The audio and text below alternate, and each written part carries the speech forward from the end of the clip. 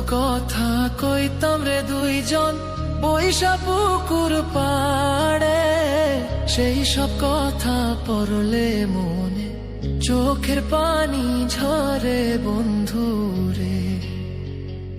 কত কথা কইতাম রে দুইজন বৈশা পুকুর পাড়ে, সেই সব কথা পড়লে মনে চোখের পানি ঝরে বন্ধু রে।